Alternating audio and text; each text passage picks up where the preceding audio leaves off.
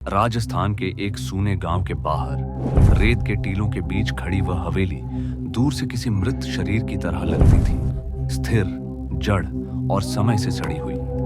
लोग उसे अंतःपुर कहते थे क्योंकि कहा जाता था कि वहां कोई आत्मा घूमती नहीं बल्कि कैद है। 1893 की एक अमावस्या को उस हवेली की एक दीवार में एक स्त्री को जिंदा चुनवा दिया गया था। उसका नाम नैना था। वह चीखी नहीं थी, उसने दया की भीख नहीं मांगी थी। जब आखिरी बार उसकी आंखों पर मिट्टी पड़ी, उसने धीमे स्वर में कहा था, मैं यहां से जाऊंगी नहीं। उसी रात हवेली के भीतर लगे सारे दिए अपने आप बुझ गए थे और तब से उस दीवार पर हमेशा नमी रहती थी, जैसे भीतर कोई सांस ले रहा हो। सालों बाद आधुनिक दुनिया के दो लोग, आर्यन और काव्या, उस हवेली में कैमरा लेकर पहुंचे।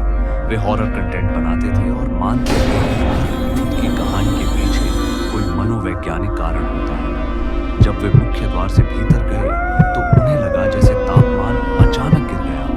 बाहर गर्मी थी, अंदर ठंडक ऐसी जैसे किसी कब्र के भीतर खड़े। दरवाजा उनके पीछे बंद हो गया। उन्होंने हंसकर उसे विंड प्रेशर कहा, लेकिन हवा चल रही। हवेली के गलियारों में चलते समय उन्हें अपने कदमों की आवाज से ज्यादा किसी और के धीमे पदचाप सुनाई देते, जैसे कोई पीछे पीछे चल रहा है। पहली रात कुछ खास नहीं, पर दूसरी रात 1:13 काव्या की आंख खुली। उसे लगा जैसे किसी ने उसके कान के पास बहुत धीरे से फुसफुसाया, तुम भी आई? उसने आर्यन को जगाना चाहा और उसका हाथ जैसे पत्थर का हो गया था। कमरे के कोने में एक धुंधली आकृति खड़ी थी, जिसके बाल जमीन तक झूल रहे थे।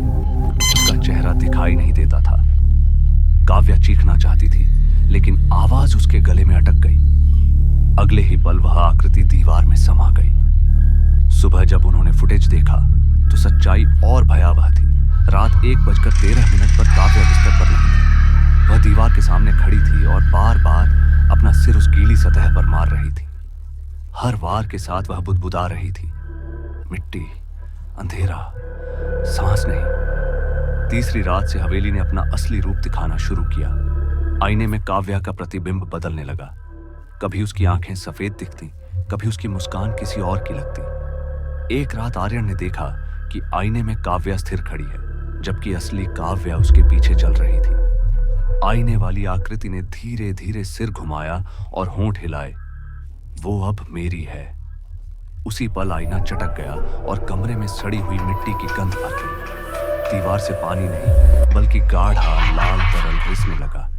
आर्यन ने भागने की कोशिश की। उसने मुख्य दरवाजा खोला, पर बाहर वही हवेली का आंगन था। उसने दूसरी दिशा में दौड़ लगाई, पर हर दरवाजे के पीछे वही कमरा, वही गीली दीवार, जैसे हवेली ने उन्हें अपने भीतर निगल लिया हो। काव्या अब धीरे धीरे बदल रही थी। उसकी आवाज दुखी हो गई थी।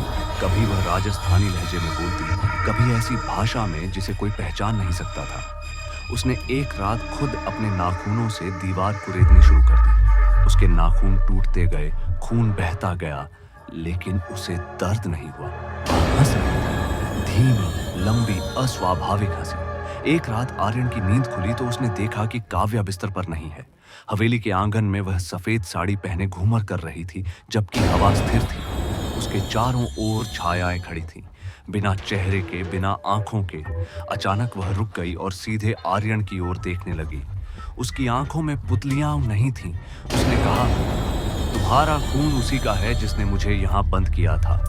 आर्यन को याद आया, उसके परिवार की पुरानी जायदाद का रिकॉर्ड इसी हवेली से जुड़ा था, जैसे कोई अधूरा पाप अब पूरा होने जा रहा हो। अगले ही पल जमीन उसके पैरों के नीचे धंस गई। वह मिट्टी में गिरने लगा और नीचे अंधेरा था, गहरा, ठंडा, सांस रोक देने वाला अंधेरा।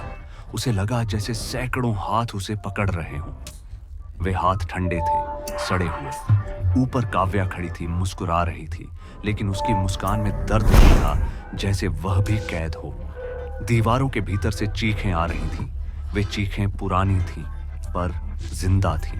आर्य ने आखिरी बार ऊपर देखा और उसे लगा जैसे हवेली की दीवारें धड़क रही हो, जैसे वह एक जीवित शरीर हो। सुबह गांव वाले हवेली पहुंचे। दरवाजा खुला था, अंदर कोई नहीं था। बस गीली दीवार पर दो नई परछाइयां उभरी हुई थी, एक पुरुष की, एक स्त्री की। वे हिल नहीं रही थी पर साफ दिखाई दे रही थी। उस दीवार से अब भी नमी रिस रही थी, जैसे भीतर कोई रो रहा हो। गांव वालों ने हवेली को आग लगाई, लेकिन आग दीवार तक पहुंचते ही बुझ गई, जैसे मिट्टी उसे स्वीकार नहीं कर रही थी। आज भी कहते हैं कि अगर कोई उस जगह के पास रात 1:13 पर खड़ा हो तो उसे बहुत धीमी आवाज सुनाई देती है, यहाँ बहुत अंधेरा है, मेरे पास आओ। और कभी कभी गीली मिट्टी पर नए पैरों के निशान दिखते हैं, जो हवेली की ओर जाते हैं पर वापस नहीं आते।